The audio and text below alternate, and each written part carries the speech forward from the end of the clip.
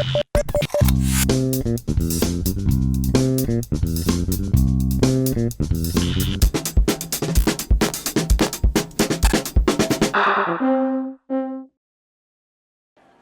Cattenom, on aime les traditions et le marché de Noël en fait partie avec une marque de fabrique bien particulière qui consiste à mettre en avant le savoir-faire des artisans.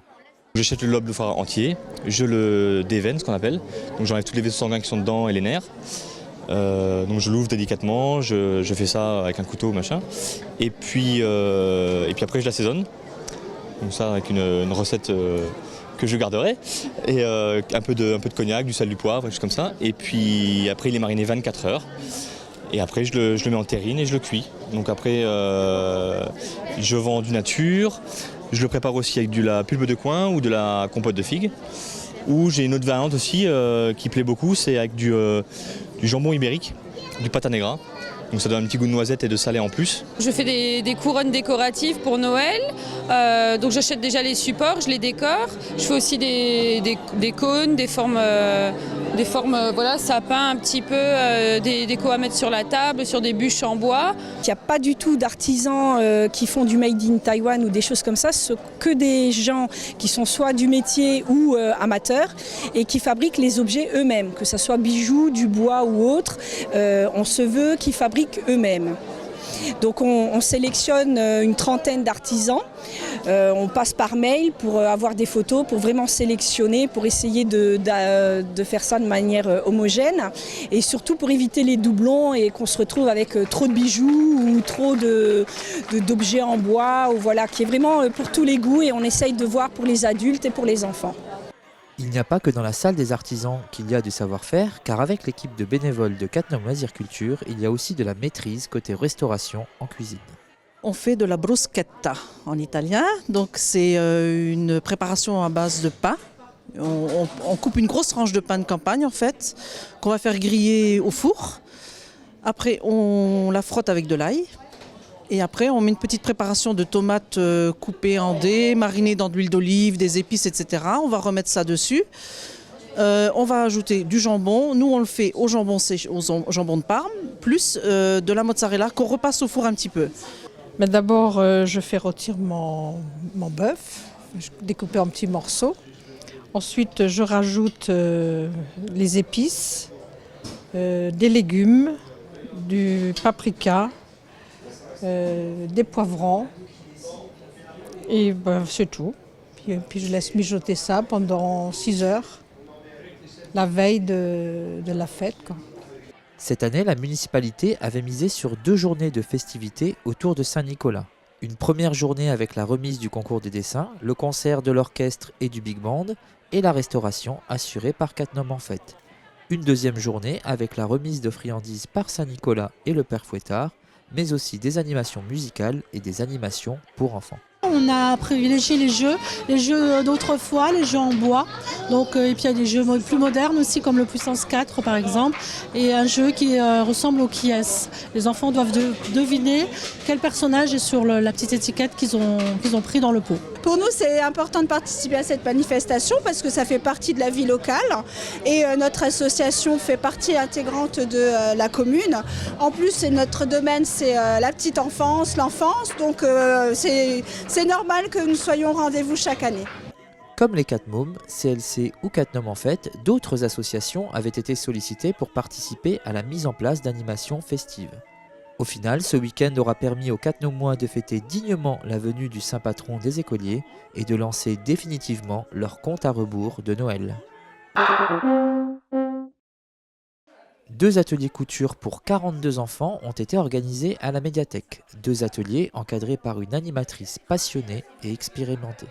Maman cousait et puis j'ai eu envie de faire mes propres modèles. Donc j'ai commencé à coudre avec la machine de maman et voilà, j'ai continué. J'ai commencé pharmacie mais je me suis bien plantée parce que je faisais plus de couture que de réviser mes cours. Et du coup, j'ai bifurqué sur une école de styliste modéliste. Et quel est votre rôle pendant les animations ? D'enfiler les aiguilles, de leur donner le bon fil, de leur montrer comment faire, d'arrêter le fil à chaque fois, de couper, de remettre. Donc on est tout le temps derrière eux en fait. pour le moindre changement, il faut être derrière eux. Inspirée par un tissu, un modèle ou même une forme dans la rue, elle avait imaginé 4 modèles réalisables au choix par chaque enfant. Un ange, une poupée, un lutin et notre préféré, le bonhomme en pain d'épices. Je leur ai préparé tout coupé et je leur ai cousu juste les petits galons. Après, ils ont choisi leurs boutons qu'ils ont cousus. Ils ont cousu les yeux. On a fait la bouche. Et après, ils ont fermé tout autour. On a bourré. On a fermé la fin de la tête. Et on a mis la petite languette pour l'accrocher. Donc, quand on dit ça, c'est très, très rapide. Mais on avait prévu 1 heure pour le faire. Et ils ont mis plutôt 1h15, 1h30. Manipulation fine, concentration pour enfiler le fil et l'aiguille dans le tissu, la couture est une discipline qui renferme de nombreuses compétences pour éveiller une personnalité. En général, ça les calme beaucoup. J'en ai fait beaucoup avec les enfants quand mes enfants étaient à l'école, en primaire. Et je faisais des ateliers à l'école et les plus durs de l'école voulaient rester avec moi et ils étaient très calmes. C'est très... ça calme de coudre. On s'applique, il faut vraiment se concentrer, merci. Et du coup, les enfants sont... J'en ai rarement vu qui n'aimaient pas faire de la couture. Si vous ne le saviez pas encore, sachez que la programmation de spectacles à l'espace culturel Victor Hugo fait la part belle aux enfants. La preuve, une fois de plus, avec une catégorie de spectacles pas encore testée, la comédie musicale avec La Reine des chansons. Alors, le royaume des chansons est en danger car il survit grâce à l'imagination et la joie des enfants. Et malheureusement, il n'y a plus assez d'enfants qui dansent et qui chantent dans le monde réel. Du coup, la reine envoie 2 aventuriers sur Terre pour ramener des enfants au royaume, pour les faire danser et chanter avec eux, jusqu'à ce que le royaume et la reine retrouvent leur force. Interprétée par une bande d'amis qui a l'habitude de crapahuter dans l'univers des comédies musicales des soirées parisiennes, La Reine des chansons peut se vanter d'être mise en scène par Oscar Sisto, ex-professeur de la Star Academy, et mise en musique par Chris Keller, ex-leader du boys band G-Squad.